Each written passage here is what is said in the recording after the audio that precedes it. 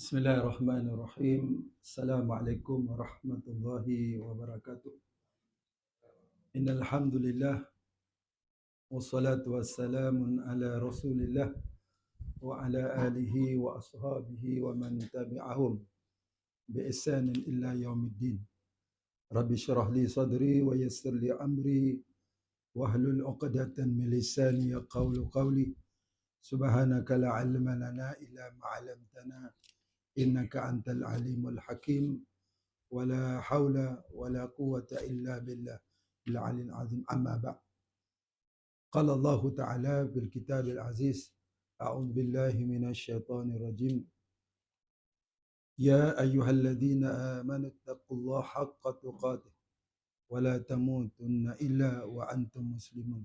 صدق الله العظيم. Hormati pengusi Tuan Imam, Ahli Tuan Kuasa, seterusnya hadirin hadirat yang dirahmati Allah Subhanahu wa taala. Pertama, marilah sama-sama kita ungkapkan rasa kesyukuran kehadrat Allah Subhanahu wa taala dengan melafazkan alhamdulillah. Sebab kita orang beriman, nikmat yang Allah Taala beri terlalu banyak, la tahsuha. Maka tak dapat tidak di antara kaedah yang diajar, maka kebanyakan mengungkapkan alhamdulillah dari segi lafaz, tetapi dari segi perbuatannya, iaitu kita melaksanakan apa yang Allah Taala perintahkan dan jauhkan apa yang dilarang, yakni mengerjakan amal soleh.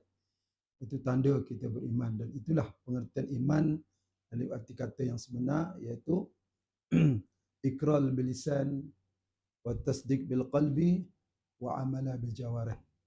Itu tasdik, maknanya kita ikrar, amantu billah, aku beriman dengan Allah. Itu tasdik bil qalbi, yakin sungguh 100% dalam hati kita. Bukan kata mak rempit seteng-seteng. Seteng-seteng tak tuan? 50-50 tak boleh. Dan sebab iman ni dia tak boleh ada 50-50. Dia kena 100%. Sebab kalau kitab lama tu, kalau dia orang kata sembolehlah kita punya kepala ni, tetap kita kata amantu billah. Macam itulah keadaan. Maknanya iman ni masuk pasak dalam hati kita. Tidak ada syak, tidak ada ragu, tidak ada waham. Kalau ada semua tu, dia ada something, kata orang Jawa. Maknanya masalah lah iman kita.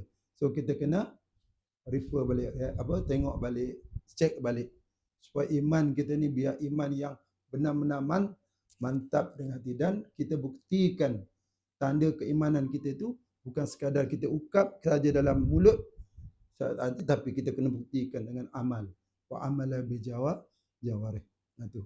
Sebab tu kalau kita tengok ayat Quran, bila amantu bil alladina amanu wa amilus solihat, mesti ada seiring sejalan. Maknanya iman, amal itu tanda kita orang yang katakan beriman dengan Allah. Jadi dalam konteks kita sekarang ni, insya-Allah saya mengambil ruang yang ada pada hari ini menjelang kita nak sambut Ramadan Al-Mubarak, tuan-tuan. Sepatutnya kalau di Masjid Lama tu, saya ada 2 kitab. Satu kitab Al-Adhkar pada minggu yang pertama, dan minggu seterusnya kitab persiapan menjelang kematian, dan juga satu kitab tasawuf ni yang sekarang ajar Tuan Mufti. Tapi saya mengambil ruang yang ada, kesempatan ada, saya ingat eloklah sebagai persiapan kita dari sudut akal, dari sudut ilmu, untuk kita buat sedikit refer kembali, rujukan kembali tentang ilmu berkaitan dengan siam, puasa, yang supaya kita insya-Allah puasa kita ni lebih baik daripada puasa sebelum ini. Kita nak supaya bukan puasa kita hanya tahap adat. Sebab bulan Ramadan dia puasa dan pun puasa lah, kan? Tak nak macam tu. Biar puasa kita ikut sebagaimana yang disebut oleh Imam Ghazali rahimahullah. Puasa ni ada 3 tahap. Ya. Tahap pertama apa dia? Iaitu puasa awam. Puasa yang disebut dalam bahasa kita, itu puasa yang hanya lapar dahaga dia. Daripada mana? Daripada terbit fajar siddiq hinggalah tenggelam matahari. Itu maknanya itu standard orang puasa awam. Kalau budak-budak puasa uyuk-uyuk lah, itu tak nak macam tu. Dia tak sampai, kalau orang dewasa pula ada poso yuk-yuk, tak nak macam tu. Poso yuk kan. Poso yuk tahu tak? Semua faham kan? Maksud dah duduk zaman muda, budak-budak dulu faham lah poso yuk-yuk. Tu ya. Kita tak nak macam tu. Maknanya puasa yang diajar oleh Rasulullah, dia punya masa dia. Maknanya dia terbit fajar siddiq hinggalah tenggelam matahari. Itu dia punya puasa. Kalau ada orang nak puasa sampai pukul 12 malam 24 jam, Nabi izin tak? Nabi tak izin. Itu bukan diajari oleh ajaran Rasulullah sallallahu alaihi wasallam, ya. Sebab Rasulullah pernah tegur di kalangan sahabat yang dia tengok, dia cek, dia mengintai ibadah Rasulullah. Dia tengok intai puasa Rasulullah, amalan Rasulullah. Kita tak dapat nak ikut Rasulullah sepenuhnya, tuan-tuan. Kan? Nabi ni walaupun dah dijamin kan masuk syurga, tapi ibadah dia, Masya Allah, sampai pocah-pocah kaki. Sampai Sayyidina Aisyah radhiyallahu anha kata, ya Rasulullah, cukuplah ya Rasulullah. Jadi apa jawab Rasulullah? Tidakkah boleh aku nak menjadi manusia yang bersyukur, kan? Padahal kita tahu Nabi dah dapat telaga Kausar, dah jamin syurga, tapi kenapa Nabi bersungguh dari sudut ibadah? Kerana untuk nyatakan kesyukuran dia kepada Allah Taala. Itu tuan-tuan. Jadi kita ni sebagai orang hamba atau pengikut dia ataupun umat dia, kita nak ikutlah sedikit demi sedikit sekadar mana yang kita mampu. Jadi dalam bab puasa ni macam tu jugalah. Ada. Sebab kita ni tuan-tuan, kenapa Nabi beri masa begitu? Sebab kita ni ada hak yang perlu kita tunaikan. Kita ada hak pada diri kita. Kita ada hak pada keluarga kita. Kalau suami dia ada hak pada isteri dia, pada anak dia. Dan kemampuan manusia ni terlalu terbatas. Sebab kadang ada sifat maleh, betul tak? Kan? Nak ibadah ni ada sifat maleh. Kan? Jadi kita disuruh supaya pertengahan. Inilah diajar oleh baginda Nabi sallallahu alaihi wasallam. Sebab itulah insya-Allah mulai sedikit orang kata perkongsian pada malam ni, mudah-mudahan akan berikan sedikit persiapan kita untuk menghadapi puasa yang akan menjelang pada minggu depan, insya-Allah. Cuma saya tidaklah basrat pada pertemuan ini untuk ajar di segi apa makna takrif puasa dari segi logatan, istilahan. Cuma saya akan masuk sikit tentang ayat dan hikmah serta adab dia. Adab kita berpuasa. Ini 3 benda yang saya akan sentuh dalam pertemuan yang singkat ini, insya-Allah. Mudah-mudahan ada manfaatnya. Baik. Allah Subhanahu wa taala berfirman di dalam Al-Quran dan suratul Baqarah ayat 185. Mana Allah Subhanahu wa taala sebut, ya ayyuhalladzina amanu kutiba alaikumus siyam kama kutiba alal ladzina min qablikum la'allakum tattaqun. Allah Subhanahu wa taala berfirman, wahai orang-orang beriman. Kenapa Allah Taala menyeru pada orang beriman? Sebab syarat puasa ni ialah orang Islam. Syarat wajib dia orang Islam, syarat sah dia orang Islam. Tak orang kafir. Orang kafir nak puasa boleh tak? Boleh, tapi tak sah di sisi Allah Taala. Dia nak latih-latih, dia tengok dia belajar, kan? Dia belajar pendidikan Islam, oh dia ingat tak puasa. Tapi dia tak beriman lagi, tak sah. Tidak sah. Kita tak boleh paksa dia puasa, ya. Okey. Jadi Allah Taala seru, wahai orang beriman, sebab orang beriman dia ada sifat sami'na wa ata'na. Stand orang beriman sami'na wa ata'na. Bukan sami'na wa asaina. Kita akan tengok bab hukum berkaitan dengan orang yang menerima bab hukum puasa ni. Ini baru satu aspek, tuan-tuan, bab ibadah. Belum aspek-aspek yang lain lagi. Tak apa, kita belajar pelan-pelan. Maknanya orang beriman, kalau nak para sahabat radhiyallahu anhu ajma'in, apabila dia dengar saja ya ayyuhalladzina amanu, dia akan buka telinga dia bosa-bosa. Bukanlah dia bosa telinga dia tu. Dia tengok apa benda selepas itu. Arahan ke ataupun larangan. Ini sifat para sahabat. Sebab dia tahu bahawa di situ ada sesuatu yang perlu dilakukan selepas itu. Tindak balas. Tanda dia apa? Ata'na tu. Sami'na wa ata'na. Disuruh dalam amanah Rasul kan, kita sebut sifat orang beriman. Jadi bila Dia dengar saja ayat tu, kutiba alaikumusiyam. Diwajibkan atas kamu. Atas kamu siapa? Orang beriman. Allah gunakan kalimah kutiba. Ini salah satu daripada lafaz amar, iaitu perintah wajib. Diwajibkan dengan gunakan isim majhul. Fi'il majhul diwajibkan atas kamu. Siapa orang beriman? Kalau orang beriman, dia faham tak arahan tu? Maknanya puasa ni wajib asyam. Alif lam di situ menunjukkan makrifah. Mana alif lam di situ menunjukkan puasa tu adalah puasa Ramadan. Kita diwajibkan setahun sekali ya puasa. Bulan Ramadan sebulan. Ya. Okey. Kama kutiba alaikumul ladzina min qablikum. Seperti mana? Seperti barang. Diwajibkan atas umat-umat sebelum kamu. Maknanya umat yang dulu sebelum umat Nabi Muhammad ni, umat Nabi Musa, umat Nabi Isa, semua itu pun diwajibkan berpuasa. Cuma beza ialah syariat dia berbeza dengan kita. Dari segi tauhid, daripada Nabi Adam sampailah Nabi Muhammad satu yang mengajar, iaitu beriman dengan Allah, mengesakan Allah. Bila bab syariat, mengikut umat tersebut. Semua kita mungkin dari segi saya tak dapat nak beritahu lah tentang macam mana umat terdahulu berpuasa. Kalau ada setengah pendapat kata setengah, kalau umat Nabi Daud, kalau Nabi Daud dia puasa dia selang sehari. Hari ni puasa, besok tak puasa. Hari ni puasa, besok tak. Itu tak pasti sama ada puasa sunat atau sebagainya. Tapi maksudnya umat terdahulu juga ada kewajipan berpuasa. Cuma cara dia puasa, itu kena buat kajian lah sikit. Tak sempat saya nak tengok syariat dia. Ya? Tetapi kita diwajibkan hanya setahun sekali je. Itu bulan Ramadan Al-Mubarak yang akan menjelang tak lama lagi. Sebab tu tuan-tuan kena kita ajarkan, Allahumma barik lana fi Rajabi wa Sya'bana wa balikna Ramadan. Ya Allah, berkatlah kami di dua bulan Sya'ban dan yang bulan Safar yang bulan Rejab lepas ni. Di sekarang bulan Sya'ban, dan kita harap kita sampailah, kita keluarga kita, nenek kita dan sebagainya, wan kita ke, sampai untuk berada di madrasah Ramadan. Seronok tak ni tuan-tuan nak jumpa Ramadan ni? Ibarat macam kawan kita lah. Kalau sahabat, apa dia? Happy dia lelaki dia.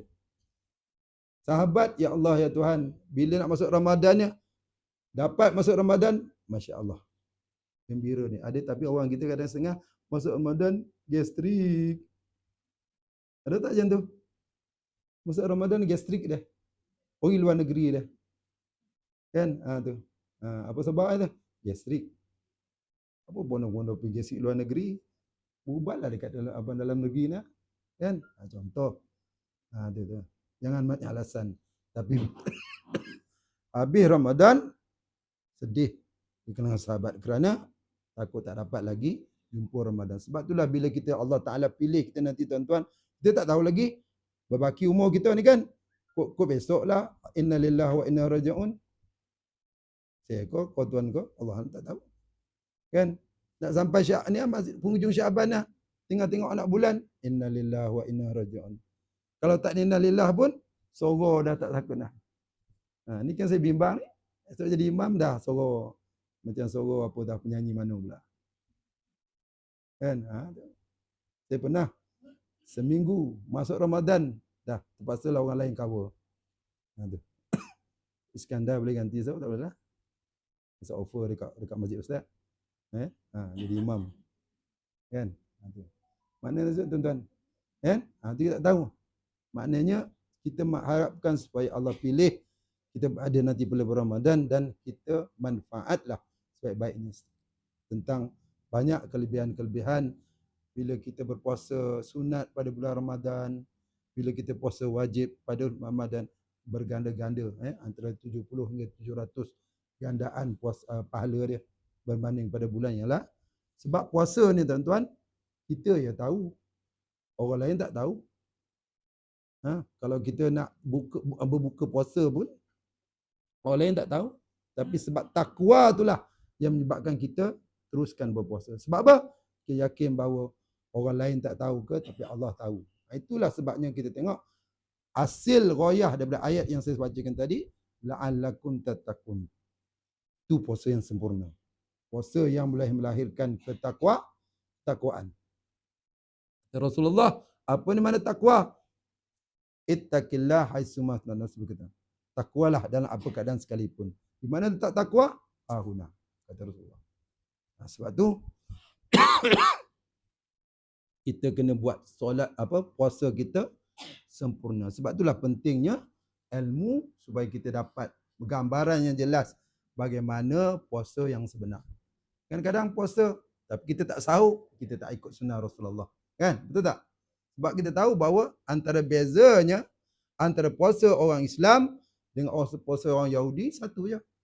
Dia tak sahur. Betul? Kita sahur sebab Nabi kata, Allah kata, ada Nabi sebut sahurlah. Sebab sahur itu ada keberkatan. Sebab sahur tu boleh berikan kekuatan pada kita untuk kita menjalani puasa pada siang hari. Itu hikmahnya. Cuma beza kadang-kadang goli juga di kalangan pelajar-pelajar kita duduk asrama. Pengalaman saya dululah. Kau buat apa tu Jang? Bulan Ramadan. Sahur. Kau dah boleh sahur tak dapat sunnah dia tuan. Sahur selepas itu. Selepas kita tidur tu, bangun sahur. Sebab dia suruh sahur, paling-paling lewatkan sahur. Lewatkan sahur sekurang-kurangnya 50 ayat baca tu. Itu afdal dia. Lewat baru. Maknanya kalau fajar kazib, boleh lagi. Dia fajar ni ada dua tuan-tuan. Fajar kazib, fajar bohong. Satu lagi fajar sidik. Itu dah habis lah waktu. Maknanya kena stop lah tu. Ini makna sebut. Okey. Baik. Jadi saya ungkapkan balik bahawa itulah maknanya ayat yang Allah sebut bahawa kita ni diwajibkan berpuasa, iaitu puasa yang dikehendaki ialah puasa Ramadan al-Mubarak. Okay. Baik, tadi sebut tentang hukum meninggalkan puasa pada bulan Ramadan tanpa uzur. Saya sebut tadi awal tadi kan. Maknanya bab hukum ni dalam kitab Fiqh Mahaji ni sebut ada dua. Satu hukum kafir. Satu hukum fasik. Macam mana hukum jadi hukum kafir ni? Mana murtad, keluar agama. Ialah orang yang menafikan perintah kewajipan dan dia pun tak buat. Mana dia kata mana ada puasa-puasa ni? Tetapi syarat dia orang tu memang dah lama masuk Islam. Kelilingnya ada ustaz-ustaz tapi tak nak dia pergi dongar dah. Tak nak dia belajar dah. Dalam disebut. Dan lepas tu pihak mahkamah tahan dia selama 3 hari, beri kaunseling tapi masih lagi tak nak juga menarik dia punya pengakuan itu, maka dia dibolehkan dibunuh. Tuan-tuan. Berat tak berat tu? Tapi setelah diberi nasihat sebanyak 3 kali. Itu orang yang maknanya menafikan hukum. Lepas tu dia mempelekehkan pula. Tapi kalau orang yang baru masuk, itu bab lain. Tapi ni orang dah lama. Tu. Sebab kadang kita tengok banyak isu kan. Ada di kalangan penguat kuasa tangkap kadang-kadang boleh mengaku. Dia kata duduk belakang acong tu. Mengaku saya ni orang Buddha. Tu bahaya. Tapi dia kata kalau saya ni orang Cina masih lagi boleh dimaafkan. Sebab Cina ni dia bukan agama tuan-tuan ya. Faham ya? Beza tu. Cina ni bukan agama. Cina ni bangsa. Macam kita orang Melayu. Tapi bila disebut Buddha, itu agama. Itu na'udzubillah. Kata dia kita Hindu, na'udzubillah. Bab tauhid ni, bab akidah ni tak boleh nak kita main-main tuan-tuan. Ya? Heboh baru ni kan tentang apa? Cerita apa? Mentega terbang. Tahu tak? Mentega terbang. Tahu tak ni? Tengok macam mana ayat filem tu. Boleh abah dia kata dan izin kau bolehlah nak masuk agama lain. Na'udzubillah tuan-tuan. Dia bab tauhid, bab akidah ni tak boleh main-main. Ya? Akidah tak boleh main, boleh murtad.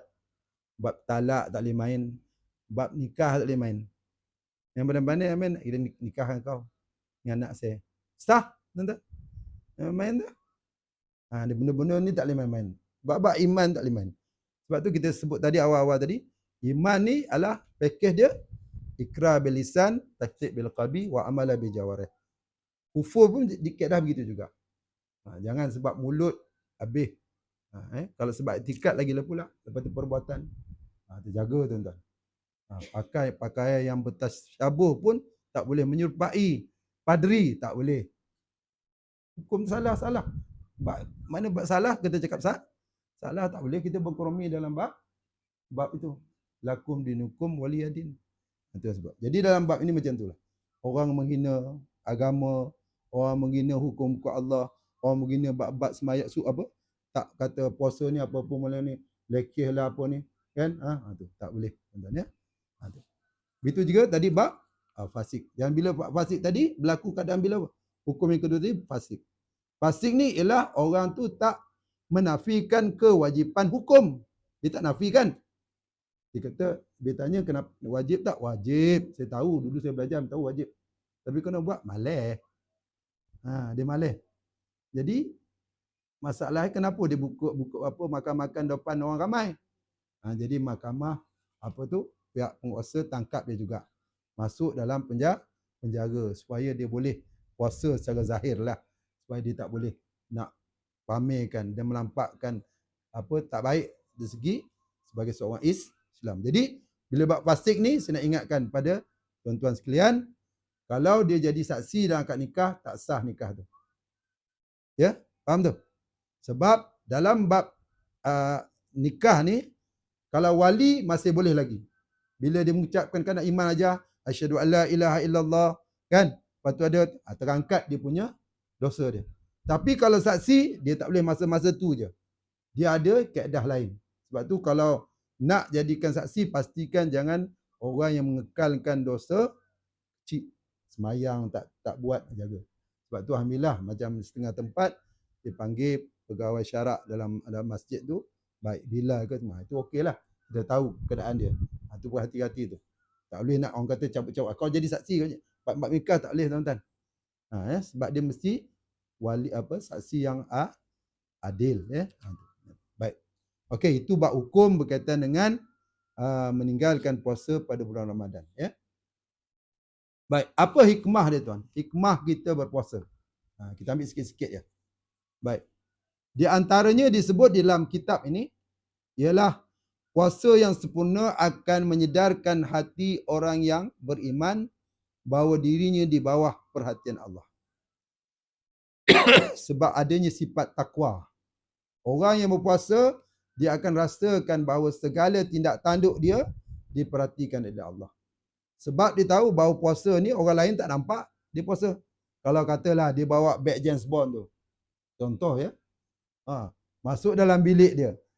Tengok-tengok penuh makanan. Orang tak perasan, orang itu main beg tu masuk. Memang bos dia masuk dalam tu kan. Dalam bilik jabat. Rupanya dia buka apa dia makan dalam tu. Orang lain tak tahu, kan? Tapi sifat orang yang beriman, sifat orang yang bertakwa pada Allah, dia akan rasakan bahawa perbuatan dia sama diperhatikan atau tidak, maka Allah dia tetap akan menjalani ketaatan ataupun perintah Allah tadi itu berpuasa. Sebab tu Allah Ta'ala sebut dalam surah Al-Kursi bahawa puasa ni aku yang beri pahala. Allah yang beri pahala sendiri. Kalau puasa lain, kalau amalan lain, zahir kan, betul tak? Maknanya semayang kita tahu, semayang berjemaah. Zakatnya, tak ada pemberi zakat dengan ambil zakat bersembunyi-sembunyi dekat apa? Dekat tak ada. Dia akan tunjuk. Itu juga haji. Haji sebagainya kan? Tak mahu kan? Dah 2 minggu tuan-tuan ya. Gatal lah. Tak habis-habis. Saya cuba yang homeopati tu agak boleh selesai lah. Doalah insya-Allah. Ni ikhtiar kena ikhtiar kan. Okey. Jadi maknanya hikmahnya begitu. Maknanya orang yang berpuasa ni yang sempurna dia akan rasai bahawa setiap apa yang dia lakukan diperhatikan oleh Allah Subhanahu Wa Taala. walaupun makhluk tak tahu. Maka dia akan terus melaksanakan puasa dia. Baik, yang kedua, melalui puasa ni ialah salah satu cara untuk kita untuk menunaikan hak Allah dan tanggungjawab kita sebagai hamba-Nya. Kita akan menjadi orang yang melaksanakan perintah Allah secara yang penuh ketaatan.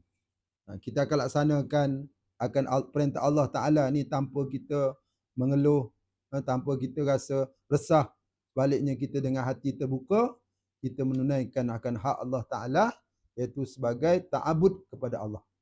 Kita laksanakan tanpa kita mengeluh di atas perintah itu. Walaupun kita tahu saat kita berpuasa tu tentu kita menghadapi pelbagai sedikit kesusahan, kelaparan dan sebagainya.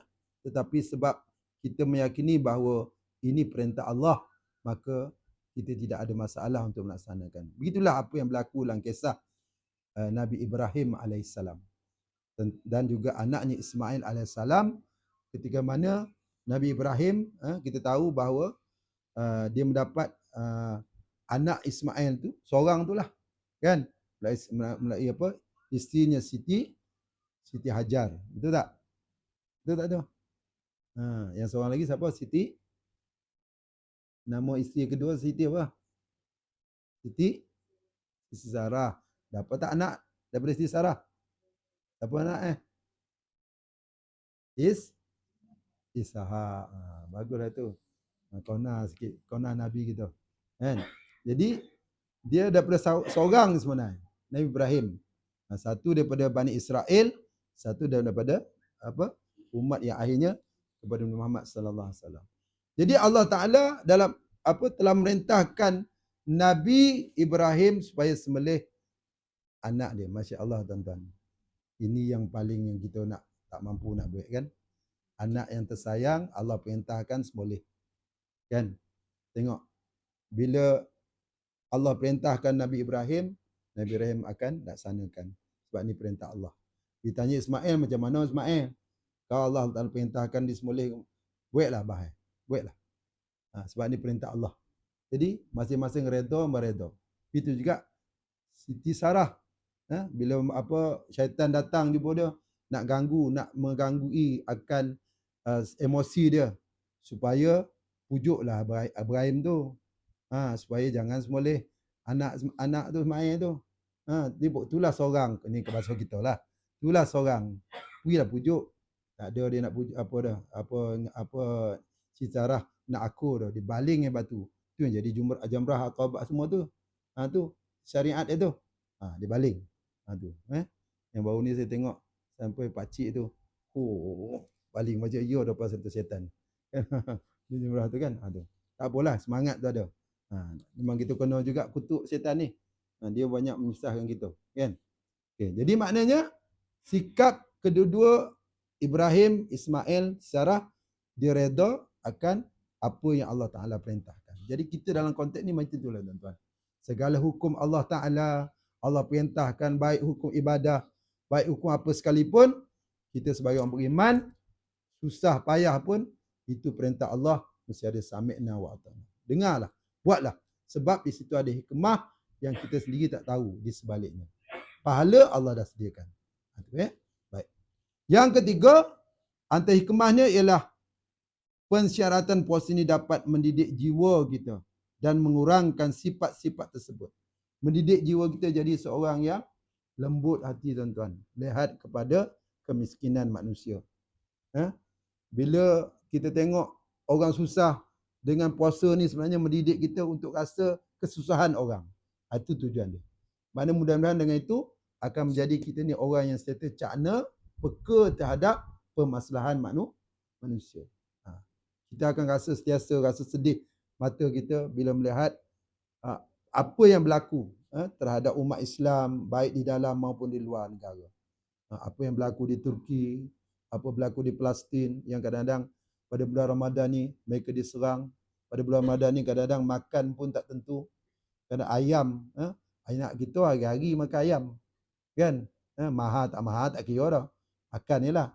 KFC tu sebagian kan. apa. Tapi dia orang kadang-kadang tak sempat nak makan semua tu. Jadi puasa ni sebenarnya nak didik hati kita ni supaya ada rasa sifat kasih sayang kita. Apa lagi sesama Islam kita lah, sesuai dengan firman Allah Taala, innamal mu'minuna ikhwatun. Hanya sebenarnya orang beriman ni adalah bersaudara. Ini sifat sebagai seorang beriman. Okay. Dan seterusnya kita lihat mulai puasa ini didakkan di mana akan mendidik sifat pemurah hati di kalangan orang yang Allah Ta'ala anugerahkan kewangan, kelapangan keluarga. Maknanya mereka ni ada kemampuan. Maka dalam Islam, di situ adanya zakat, kita membantu golongan asnaf dan sebagainya.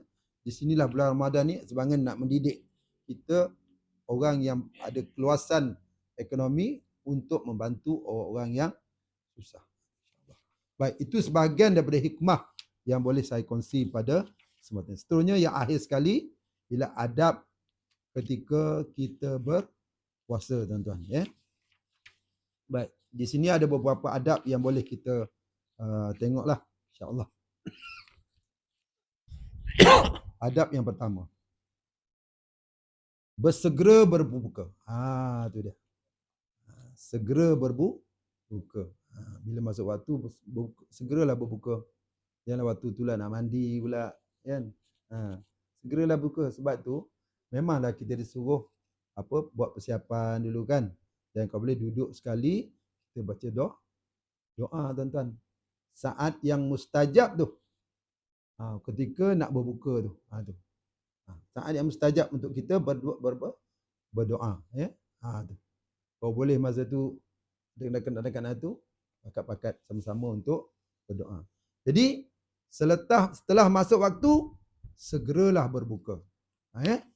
Maknanya ni berdasarkan hadis Rasulullah sallallahu alaihi wasallam an Sahl bin Sa'id radhiyallahu anhu anna Rasulullah sallallahu alaihi wasallam qala la yazalu an-nasu bi khairin ma ajalahu fitra.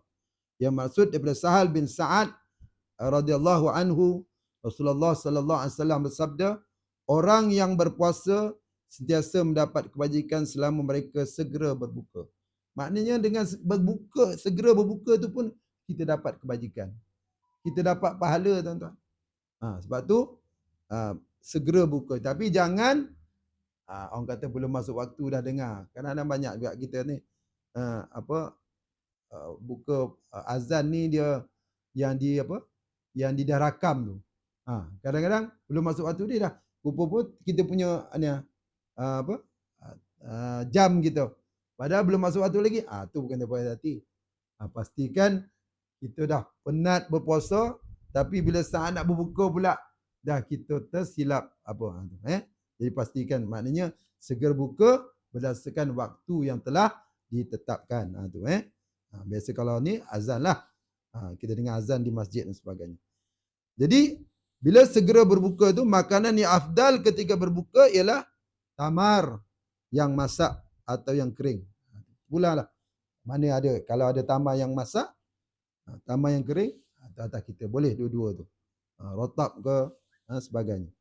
Namun jika tamar tidak ada, yang diafdalnya ialah air. Jadi mana kalau tak ada tamar, bolehlah guna-guna buah-buah yang manis ke, atau air-air yang manis, ataupun air suam pun boleh. Yang penting maknanya kita nak masuk waktu terus segera berbuka dan kita berdoa, minta doa lah. Tu yang telah diajar oleh doa ketika saat berbuka.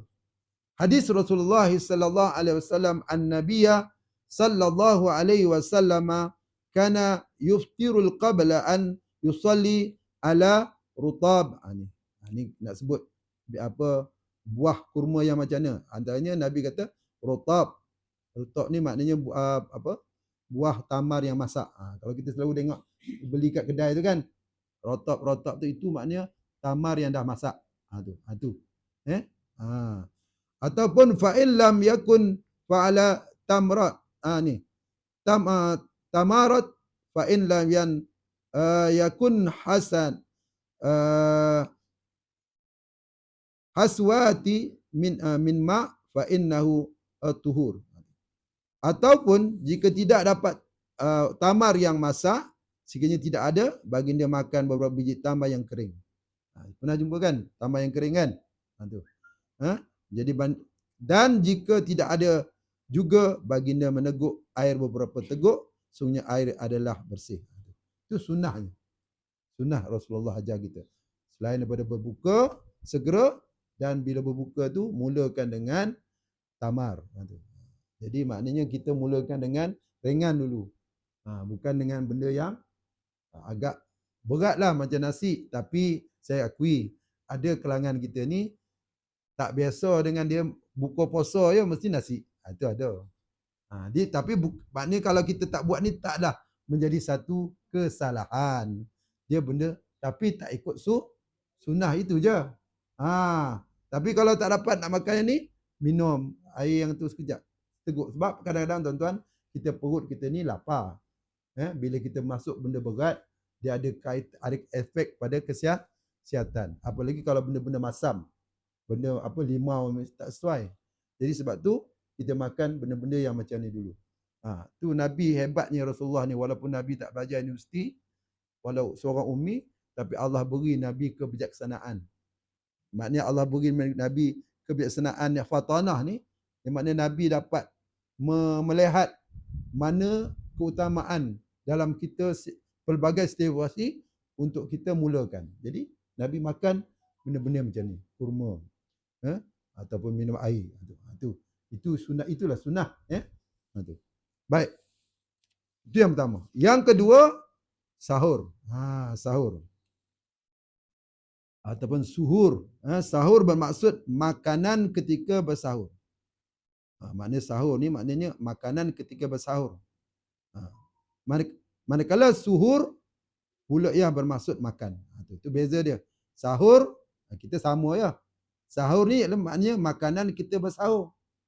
Makan yang kita makan tu namanya sahur. Ya. Sin hawa ra. Sahur. Tu.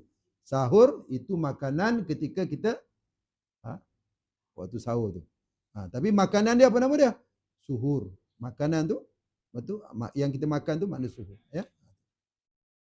Hal ini berdasarkan hadis Rasulullah sallallahu alaihi wasallam, an-nabiy sallallahu alaihi wasallam qala tasahwaru fa inna fil suhuri barakatan.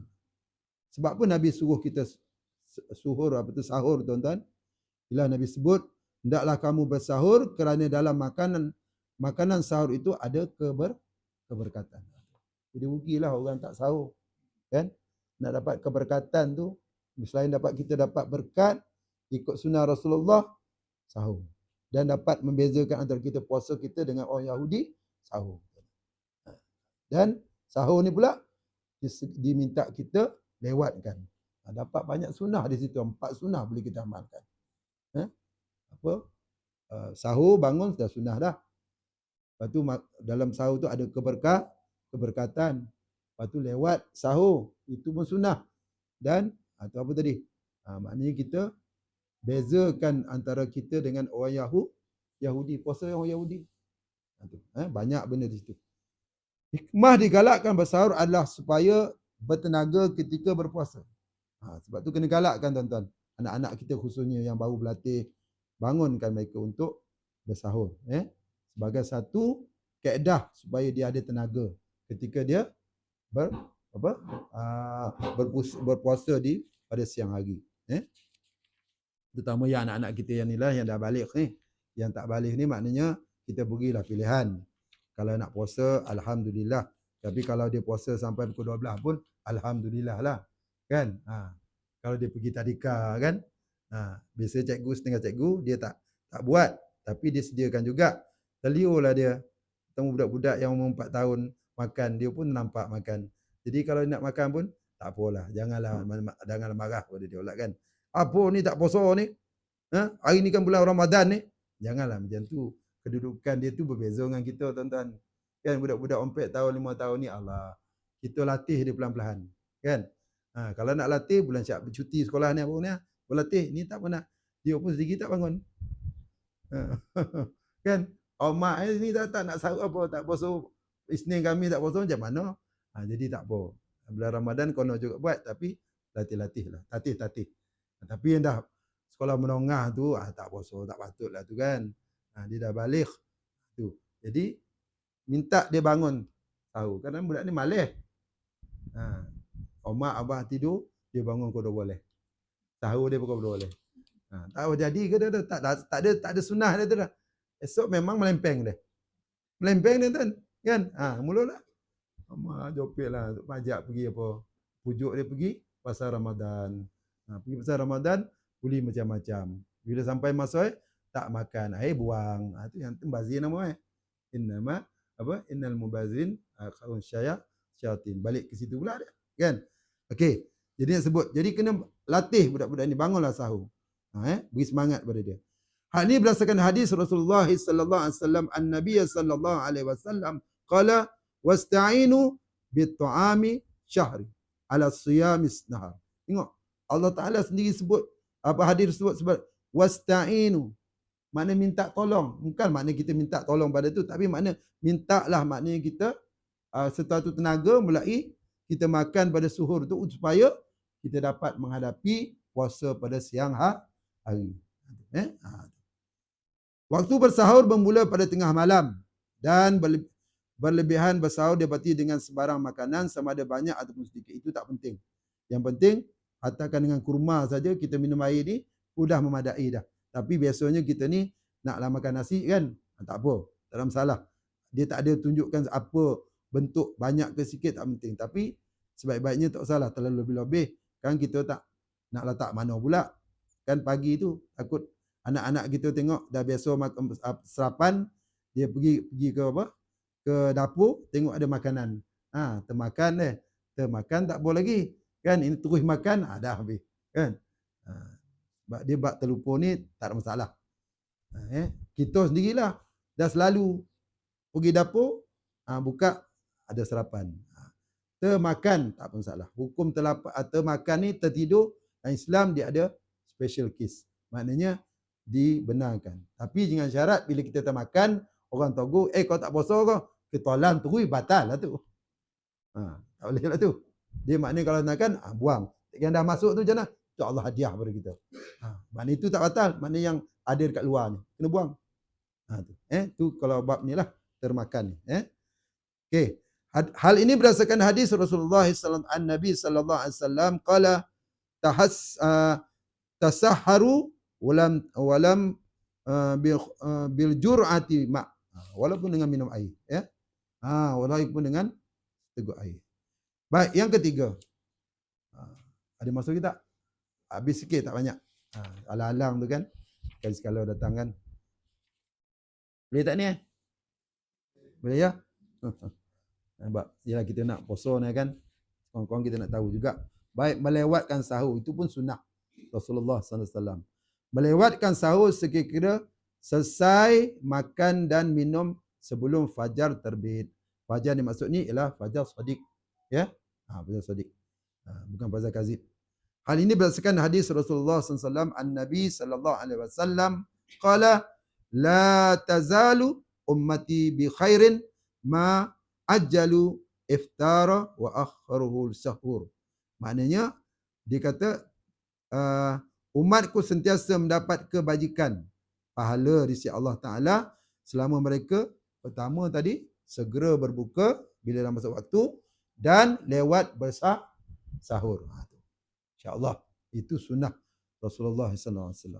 Dan hadis Rasulullah seterusnya yang berbunyi an Anas bin Malik radhiyallahu anhu anna Nabi sallallahu alaihi wasallam wa Zaid bin Sabit tasahharu falamma faragha min suhurihim qama Nabiullah sallallahu alaihi wasallam fa shalla qulna li Anas kam kana bainal faraghihima min suhurihima wa dukhulihima min salah qala qadru ma yaqra'u rajulul 50 ayat.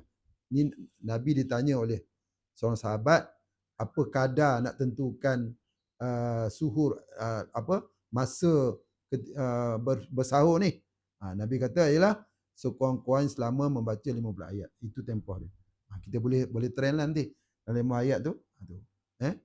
Itu kadar dia lah. Mana lepas 50 ayat tu, dah masuklah waktu subuh. Baik.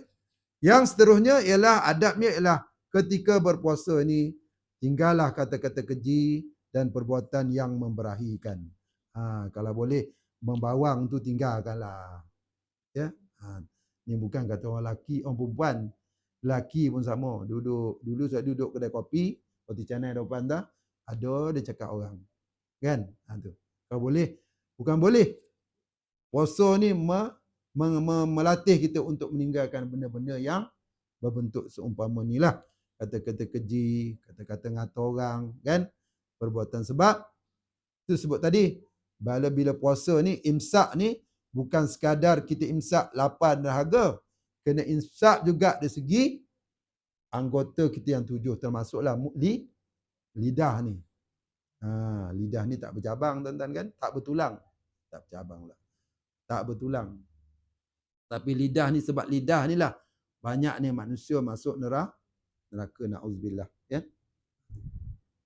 Sebab itulah dalam surah Yasin sebut apa? Besok dekat akhirat, lidah mulut ni akan ditutup.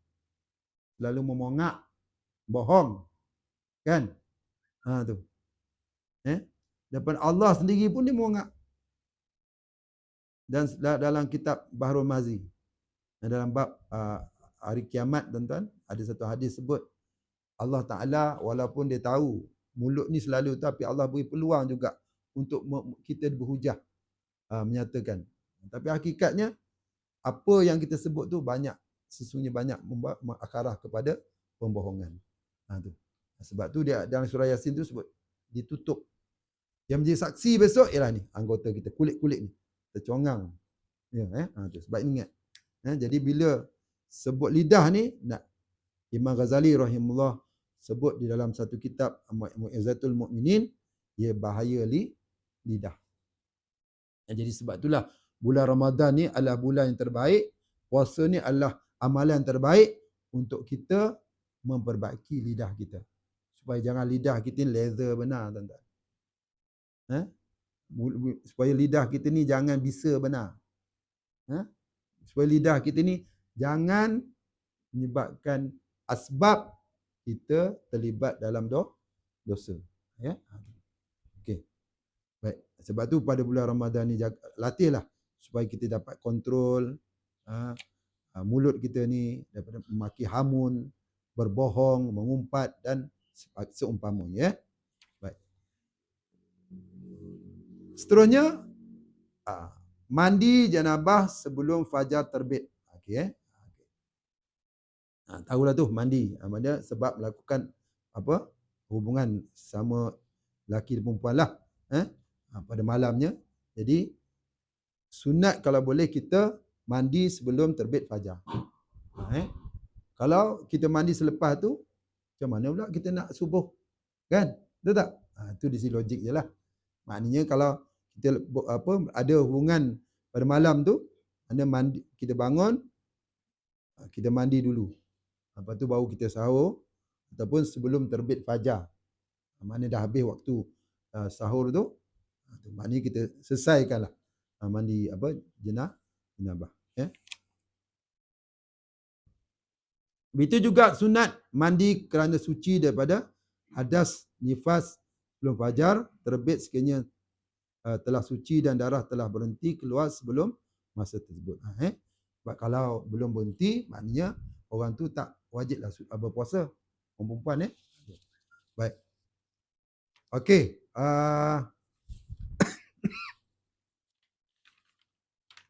Yang seterusnya ialah meninggalkan bekam di kepala. Di badan. Kepala dan di badan. Dan seumpamanya dan merasa makanan ataupun mengunyah. Ni orang perempuan lah. Selalu masak kan. Kadang-kadang nak merasa makanan tu cuba salah. Masin ke tak masin. Jadi orang lelaki kena tabah je lah. Kalau katalah makanan yang dia tu masin ke, sabar je lah. Jangan sebab itu pula apa naik pinggan mangkuk pula kan, tu bulan puasa. Tapi boleh tak? Boleh. Tapi janganlah tolan. Gasuhlah. Gasuh je. Makanan tu. Tu tak apa, boleh. Cuma di sini nak supaya kita beringatlah supaya bila kita rasa tu jangan apalah jangan apa, jangan sampai tertelan ke dalam ni lah. Bekam pun di apa juga tak digalakkan sebab menyebabkan tenaga kita jadi lemah sebab bekam ni tarik dah darah kotor. Baik, seterusnya berdoa ketika berbuka. Itu semua tahulah. Doa ketika berbuka. Tanyalah anak-anak apa doa ketika berbuka. Saya tak nak ajar hari ni dah. Tanya. Balik ni tanya apa doa, apa cikgu kamu ajar. Dalam jadual kita dapat jadual dah. Takwin dapat dah. Takwin jadual ni. Dah dapat. Masjid-masjid dah dapat dah. Kena pergi tanya masjid. Dalam tu bawah tu ada doa dia. Doa. Doa. Tu. Design ni cantik yang daripada jatah agama tu. Kau boleh? Masjid saya dah dapat dah. Jadi kalau sepatutnya dah boleh dah edarkan ni dah. Pihak musi boleh ambil lah nanti. Pada pihak masjid. Okey. Yang seterusnya ialah memberi jawadah untuk berbuka kepada orang yang berpuasa. Ini satu amalan yang baik. Pada bulan Ramadan ni, siapa yang ada kemampuan, adakanlah majlis berbuka puasa, jemput ahli masyarakat ataupun kita pergi pada masjid, jamu orang berbuka. Itu satu amalan yang baik pada bulan Ramadan sebagaimana Rasulullah sallallahu alaihi wasallam bersabda, qala Rasulullah sallallahu alaihi wasallam, man fatara as-sa'iman kana lahu mislul ajri ghairu annahu la yanqusu min al-ajri sa'imin syai'an. Maknanya siapa yang memberi makan kepada orang yang berpuasa, dia mendapat pahala sebagaimana pahala orang berpuasa itu tanpa mengurangkan sedikit pun pahalanya. Maknanya pahala yang diberikan pada orang yang berbuka tu dan pahala dia pun tak kurang. Sebab tu kita tengok pada bulan Ramadan ni kebiasaan dia lah. Anak yatim lah. Ini pengalaman saya dulu masa jaga anak yatim di dekat Bedul Lalang 162 dulu. Bulan Ramadan ni orang kata dapur tak berasap lah. Kaedah begitulah. Orang kaya-kaya jemput dia pergi hotel tu. Dia sebagai dia tahu tu amalan tu merupakan satu amalan yang baik. Kalau tidak pun kita boleh manfaatkan majlis buka puasa di masjid ataupun di tempat ni lah, surau dia panggil anak karya datang. Itu salah satu daripada suatu yang merupakan amalan yang baik pada bulan Ramadan.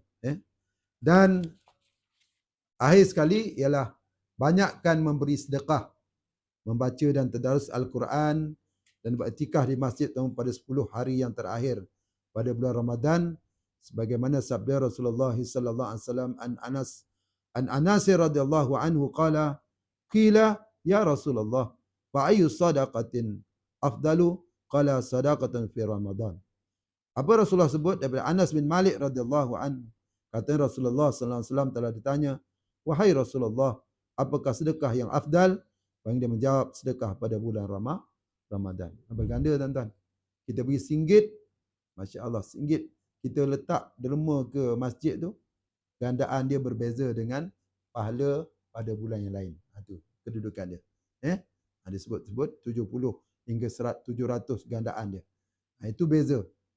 Orang yang lepas tu orang yang beriktikaf, orang yang bertadarus, tadarus ni bulan Ramadan ni eloklah kita buat tuan-tuan. Ada grup kita. Tak dapat buat malam, buat siang, manfaatkan waktu kita daripada kita berbual kosong-kosong tu, baik kita baca Al-Quran sebagai kalamullah. Mudah-mudahan insya-Allah. Dan seterusnya hadis Rasulullah yang berkaitan juga sebut an Jibril kana yalqa Nabi sallallahu alaihi wasallam fil kulli sanatin fi Ramadan hatta yansalikha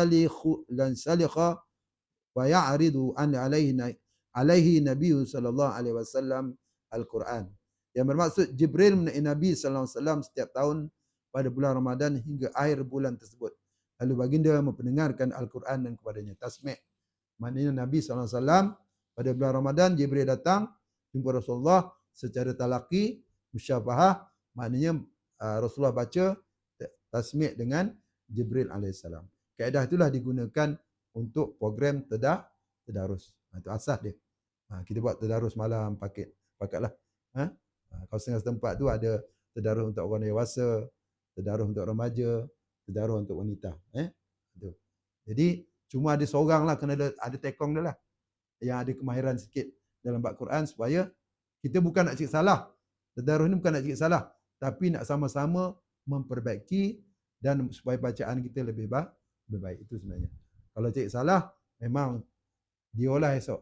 Orang lain tak ada. Kita kena ingat. InsyaAllah. Jadi tentang itikaf akan dihuraikan pada bab yang lain lah. Cuma 10 malam terakhir tu digalakkan Nabi SAW pada bulan 10 malam terakhir Nabi beritahu keluarga dia nak itikaf di masjid.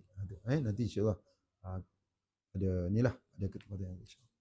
Jadi saya rasa cukup sekadar tu untuk saya berkongsi ilmu sedikit, mudah-mudahan ada manfaatnya untuk tuan-tuan dan saya sendiri supaya dapat mengulang kembali, supaya dapat kita mengamalkan, supaya puasa kita kali ini dapat lebih sempurna insya-Allah. Jadi ada soalan tak? Kalau ada soalan lah. Kalau ada 2-3 soalan ke, kalau dapat saya jawab, saya jawab. Ya.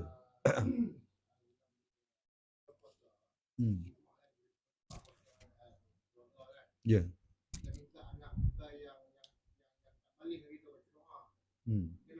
Boleh, tak masalah. Dia bukan syarat. Dia bukan syarat. Siapa-siapa boleh baca. Bila doa apa, baca doa ni, kadang tak ada wuduk, boleh, tak masalah.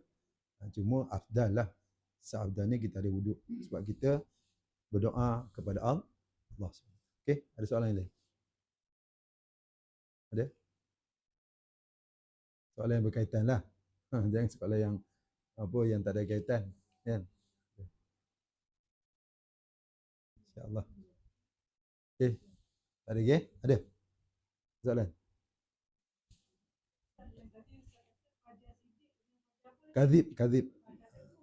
Okey, kazib ni biasa kalau di Mekah, apa nak kita dengar 2 azan kan? Azan pertama tu azan kazib, dia nak qajudkan kita bangun tahajud. Kazib ni masuk waktu lah. Maknanya sidik ni masuk waktu. Waktu subuh. Maknanya betul tu tak boleh lah kita nak makan lagi dah. Dia kazib ni apa tuan-tuan? Dia qajab je. Dia kena kalau kita biasa duduk luar kita tengok atas. Tapi kalau kazib ni dia terang sikit lah. Dia lama sikit. Apa sidik ni. Itu beza dia. Okey. Ada soalan lagi? Yang ketiga lah. Yang akhir. Ya. Oh, waktu ni. Beza tu saya tak boleh nak jawab lah. Tapi kalau nak mudahnya macam tu yang saya sebut tadi.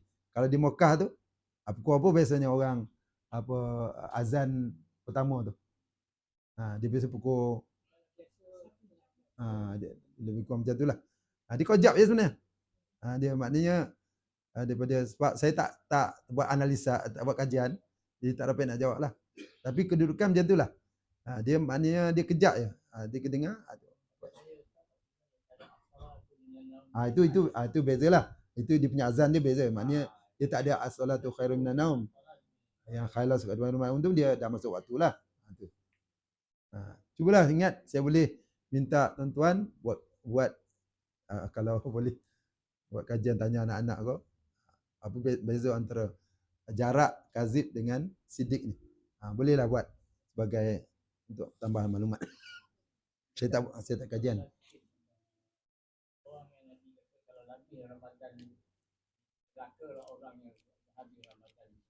Oh, okey. Okey. Bismillahirrahmanirrahim. Allah wallahu alam.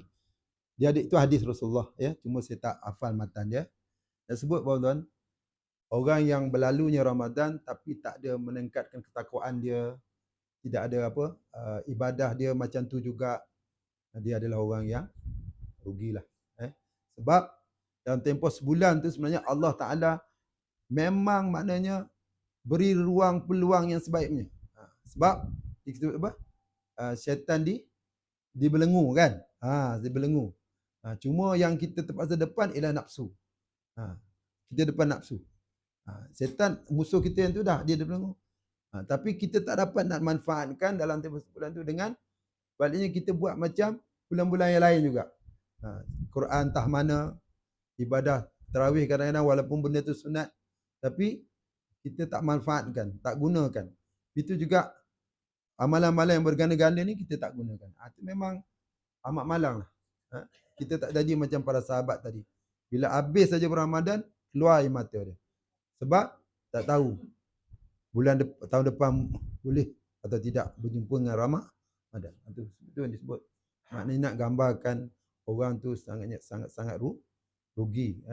Dia tak boleh mendapat membezakan kelebihan Ramadan itu. Bulan lain pun ada kelebihan, tapi bulan Ramadan kelebihan dia berbeza.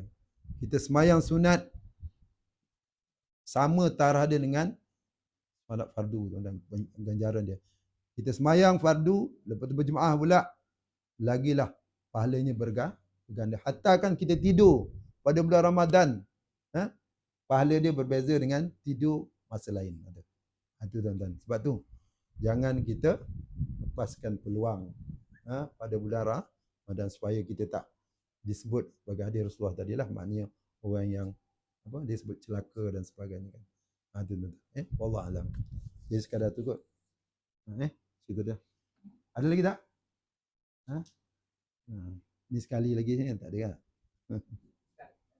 Ya.